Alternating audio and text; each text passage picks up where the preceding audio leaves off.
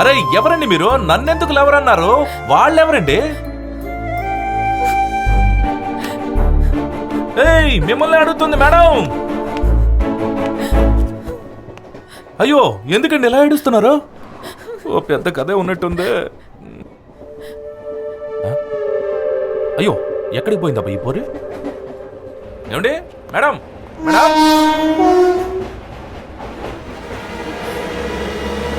Madam అయ్యో madam ఏం చేస్తున్నారు? సూసైడా? నా మాట వినండి, ఆత్మహత్య చేసుకోవడం మహాపాపం, నరకానికి పోతారండి. మేడం నా గురించి కూడా కొంచెం ఆలోచించండి. నన్ను అందరి ముందు చాలా గొప్పగా ఎవరని చెప్పారు కదా మీరు. ఇప్పుడు మీరు ఇక్కడ నుంచి దూకేస్తారు, ఎప్పటిదేనో నేనే మిమ్మల్ని దూకేసారి ఫిక్స్ అయిపోయి బొక్కలో పెడతారు. ప్లీజ్ ప్లీజ్ అర్థం చేసుకోండి. మీది ఎలాంటి ప్రాబ్లం అయినా నేను సాల్వ్ చేస్తానుగా. మాట్లాడుకుని పరిష్కరించుకుందాం రండి. ప్లీజ్ చెయ్యివ్వండి, ఇవ్వండి, చెయ్యి ఇవ్వండి చెప్తాను. నన్ను నమ్మండి, ఇవ్వండి.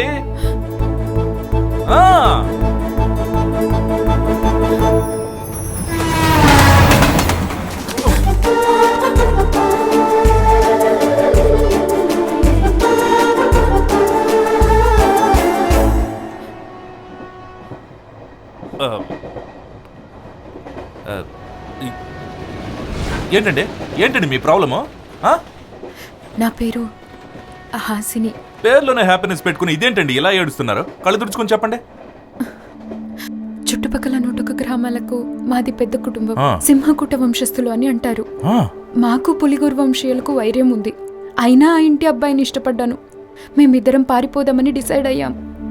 అతను ముంబైలో పనిచేస్తాడు. మా ఇంటి వారి కళ్ళు గప్పి పరిగెత్తి రావడం 1 hour లేట్ అయ్యింది. నేను పారిపోతున్నది ఊరోళ్ళందరికీ తెలిసిపోయింది. నేనిప్పుడు అతన్ని లవ్ చేస్తున్నానని తెలిస్తే అతన్ని చంపేస్తారు, నన్ను చంపేస్తారు.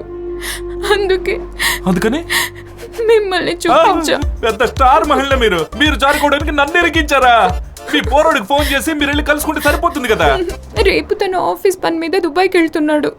రావడం 1 week అవుతుందట. అంతే కదా, దాని కింద సూసైడ్ చేసుకోవాలి. 1 వారం వెయిట్ చేస్తే సరిపోతుంది కదా.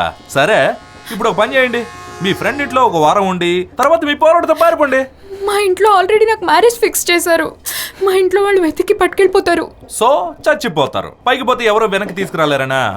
ఏమండి, కష్టపడి లవ్ చేసిన తర్వాత ఇష్టపడిన వాళ్ళతోనే బతకాలి.